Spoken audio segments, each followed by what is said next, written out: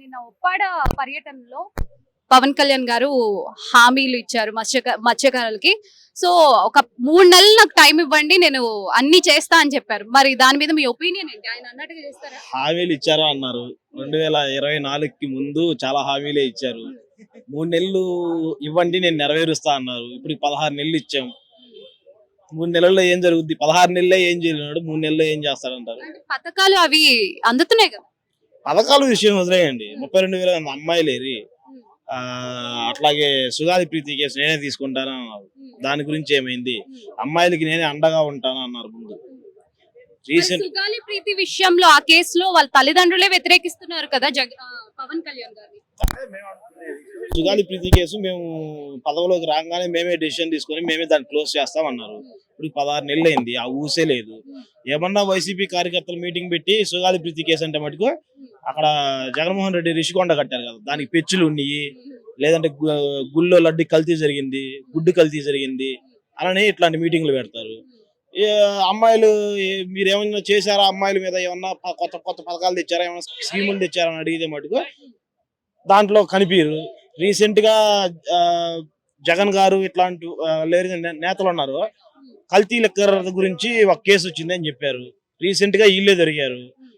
YCP ప్రభుత్వంలో కల్తీ జరిగిందో లేదో తెలియదు కానీ ఇక్కడైతే టీడీపీలో కూటమి ప్రభుత్వంలో మటుకు కుటీర పరిశ్రమ అయిపోయింది.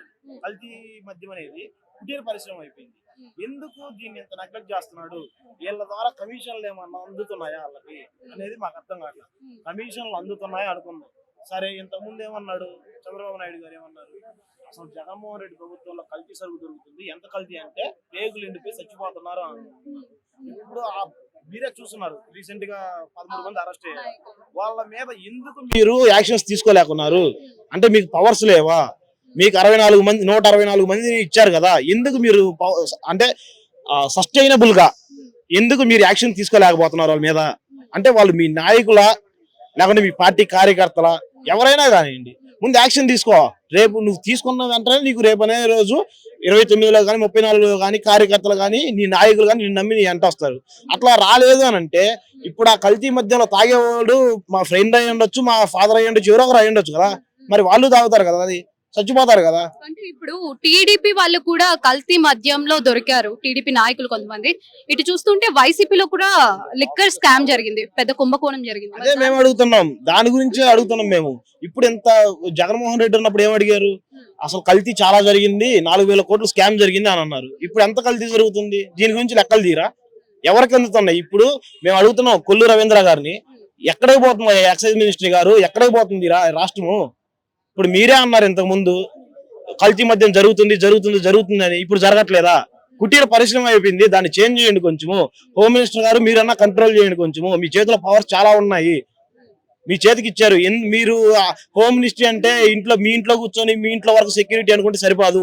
హోమ్ అంటే ఆంధ్రప్రదేశ్ మొత్తం అట్లాగే సెక్యూరిటీ ప్రొవైడ్ చేయాలని మేము కోరుకుంటున్నాం. సో ఇప్పుడు ఆరోగ్యశ్రీ కూడా ఆపేస్తున్నాము అని చెప్పేసి ఒక న్యూస్ అయితే వస్తుంది, వాళ్ళు కూడా అన్నారు. మరి దాని మీద అంటే బకాయిలు చెల్లించలేదు, అందుకే మేము ఆపేస్తున్నామని చెప్పి. ఆరోగ్యశ్రీ ఏంటి చాలా ఆగిపోయాయి.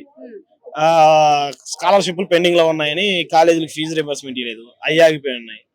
మరి ఎంబీబీఎస్ చేసే వాళ్ళందరూ వాళ్ళకి ఫీజు రింబర్స్మెంట్లు ఆగిపోయి ఉన్నాయి.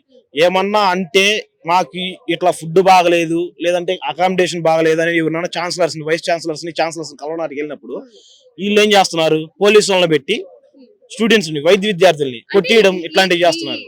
ఈ బకాయిలు కూడా వైసీపీ హయాంలోనే ఇంత బకాయిలు ఉన్నాయి, 2,500 కోట్ల బకాయిలు ఉన్నాయి, అవి చెల్లించలేదు కాబట్టి ఇప్పుడు ఆపేస్తున్నాం. వైసీపీ హయాంలో 2,500 కోట్ల బకాయిలు ఉన్నాయనేది అవాస్తవం. First one. ఎందుకంటే ఈ 2,500 కోట్లు ఎట్లా వచ్చిందంటే 14 లక్షల కోట్లు ఏపీలో అప్పు ఉంది చూడు, అట్లాగే వచ్చింది ఇది కూడా. అంతే, ఆడ బకాయిలు ఏం లేవు. అట్లా బకాయిలు ఉండే పని అయితే ఆరోగ్యశ్రీ అంత ఈజీగా ఎవరు తీసుకోరు, అంత ఈజీగా ఏ హాస్పిటల్ ప్రొవైడ్ చేయదు అంత బకాయిలు ఉంటే. ఫ్యూచర్ లో వేరే ప్రభుత్వం చేంజ్ అయితే వాళ్ళు పే చేస్తారో లేదో, ఈ ప్రభుత్వం చేసిన అప్పుల్ని అనే ఒక థాట్ లోకి వచ్చేస్తారు. అంతెవరు ఇవ్వరు. మినిమం ఉంటే ఒక 300 కోట్లు 400 కోట్లు మించి ఉండదు అన్ని హాస్పిటల్లో ఏపీ మొత్తం కూడా. అట్లాగే ఇప్పుడు మనకు వస్తున్నటువంటి ఫీజు రియంబర్స్మెంట్ కూడా, ఫీజు రియంబర్స్మెంట్ ఎంత ఉంటుందండి? ఒక పర్సన్ కి 30-40 వేలు, అంతకంటే ఎక్కువ ఉండదు. అవునా కదా? 8 లక్షల మంది చదువుతున్నారు, దానికి మించి ఎంత అవుతుంది? దాన్ని వదలలేకపోతే మీరు ఎందుకు ఇంకా రాష్ట్రాన్ని పరిపాలించడం?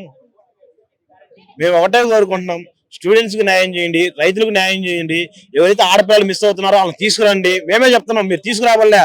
మీరు 2029 కల్లా 32,000 మంది పేర్లు మాకు ఇవ్వండి, మా వైసీపీ వాళ్ళే తీసుకొస్తారు. పేర్లు, వాళ్ళ ఇంటి పేర్లు, వాళ్ళ ఫాదర్స్ పేర్లు ఇవన్నీ బయటకు వదలండి, మా వైసీపీ వాళ్ళే తీసుకొస్తారు. మీకు అంత ఇబ్బందిగా ఉంటే, నామోషిగా ఉంటే ఎందుకు మీరు ఇవ్వలేకపోతున్నారు? అట్లాగే రేప్ కేసులు జరుగుతున్నాయి. ఆ రేప్ కేసుల మీద కూడా మీరు మంగళపూడి అనిత గారు కొంచెం సీరియస్ గా దృష్టి సాధించండి దాని మీద. ఎందుకంటే ఇప్పుడు ఇప్పుడు మనం మాతృమూర్తిని కాపాడుకోలేకపోతే రేపు గడ్డాలు మీసాలు తప్ప అమ్మాయిలు ఎక్కడో ఒకప్పుడు అమ్మాయిలు ఉండే వాళ్ళు అంటారని చదువుకోవాల్సి వస్తుంది బుక్కులు. అట్లాగే అయిపోద్ది. కొంచెం దాని గురించి కొంచెం దృష్టి సాధించండి మంగళపూడి అనిత గారు.